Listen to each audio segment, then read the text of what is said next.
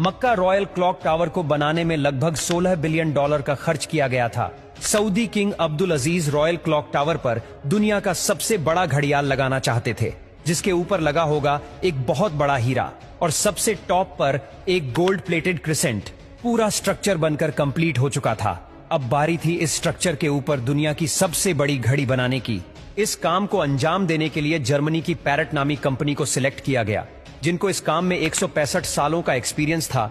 इन सब में सबसे बड़ा चैलेंज इस घड़ियाल के कांटे थे। इनको ऐसे डिजाइन करना था कि ये तेज हवा में उखड़ ना पाए। इस घड़ियाल का बड़ा कांटा 23 मीटर्स, जबकि छोटा कांटा 17 मीटर लंबा रखना था। यूं समझ ले कि बड़े कांटे को अगर सीधा खड़ा किया जाए तो ये ऊंचाई में 5 स्टोरी बिल्डिंग का मुकाबला कर सकता है। 600 मीटर की ऊंचाई पर हवाएं 200 किलोमीटर पर आवर से भी ज्यादा तेज चल सकती है, जो इस कांटे को बड़ी आसानी से उखाड़ सकती है। आखिरकार घड़ियाल के कांटों को स्पेशल कार्बन फाइबर मटेरियल से बनाने का फैसला किया गया, क्योंकि कार्बन फाइबर एक लाइट वेट मटेरियल है, लेकिन यह स्टील से भी ज्यादा मजबूत होता है। स्टील की कंप्रेशन स्ट्रेंथ यानी दबाव बर्दाश्त करने की ताकत ज्यादा होती है और वो प्रेशर पड़ने पर मुड़ सकता है, लेकिन कार्बन फाइबर प्रेशर पड़ने पर मुड़ता नहीं है। इसके अलावा स्टील में जंग लगने का खतरा भी होता है, जबकि कार्बन फाइबर पूरी तरह से रस्ट प्रूफ रहता है। मक्का क्लॉक टावर के लिए 4 नहीं बल्कि 5 कांटों के सेट बनवाए गए और एक स्पेयर में भी बनवा कर रखा गया। एक एक ट्रेलर में सिर्फ एक कांटा लाद कर इसे मक्का क्लॉक टावर तक पहुंचाया गया। ये कांटे इतने बड़े हैं कि इसके अंदर आसानी से चला भी जा सकता है। क्लॉक टावर के चारों घड़ियाल को चलाने के लिए अलग अलग मोटर है, जिसे क्लॉक ड्राइव कहा जाता है, लेकिन यहाँ पर भी एक एक्स्ट्रा क्लॉक ड्राइव पहले से क्लॉक टावर में इंस्टॉल की गई है, ताकि कभी खराबी की सूरत में फौरन रिप्लेस किया जा सके। इस घड़ियाल में एक मेंटेनेंस स्विच भी लगाया गया है, जिसे दबाते ही कांटे बिल्कुल सीधे हो जाते हैं और मेंटेनेंस वर्कर्स इसके अंदर जा सकते हैं। इस घड़ियाल के रंग को सिलेक्ट करने के लिए भी काफी सारी रिसर्च की गई। रिसर्च करने के बाद ग्रीन कलर की LED लाइट सिलेक्ट की गई। ग्रीन कलर इसीलिए सिलेक्ट किया गया क्योंकि ग्रीन कलर में 8 किलोमीटर दूर से देखने पर भी टाइम सही से नजर आता था। इस क्लॉक टावर पर हैरतअंगेज तौर पर टोटल 20 लाख LED लाइट्स लगी है। हर एक LED एक दूसरे से 4 इंच के फासले पर लगी है। इन 20 लाख LED को भी स्पेशली मक्का के गर्म मौसम को नजर में रखते हुए बनाया गया, जिसमें 1 साल से भी ज्यादा का वक्त लगा। अब बारी थी मक्का क्लॉक टावर के सबसे मुश्किल लेकिन खूबसूरत पार्ट को बनाने की। बिल्डिंग के टॉप पर एक क्रिसेंट लगाना था। ये क्रिसेंट 75 फीट ऊंचा और इतना ही ज्यादा चौड़ा भी है।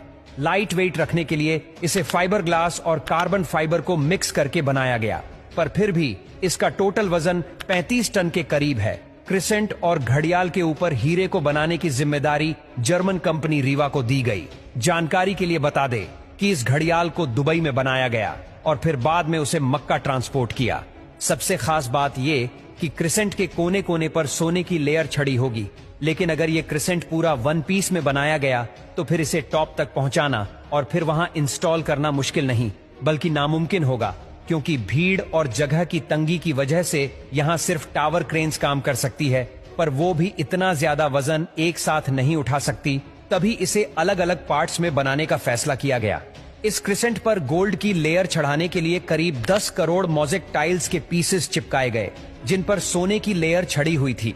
हर एक मोज़ेक टाइल्स को बारीकी से बनाया गया और फिर इनको 2 बाई 2 सेंटीमीटर के ब्लॉक में काटा गया। ये पूरा क्रिसेंट भी दुबई में तैयार किया गया और फिर फाइनल टच देने के बाद इसे मक्का भेजा गया।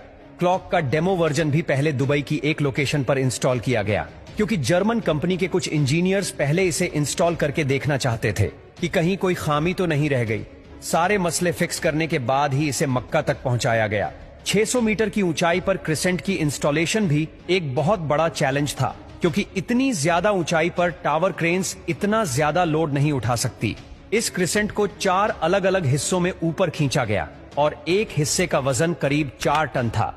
ये इंजीनियर्स और वर्कर्स के लिए काफी खतरनाक टास्क था, क्योंकि एक तो टावर क्रेन्स इतनी ज्यादा ऊंचाई पर होने की वजह से ज्यादा वजन नहीं उठा सकती थी। दूसरा, अगर इस प्रोसेस के बीच तेज हवा चल पड़ी तो पेंडुलम इफेक्ट की वजह से 4 टन का वजन डबल भी हो सकता है। फिर वही हुआ जिसका डर था।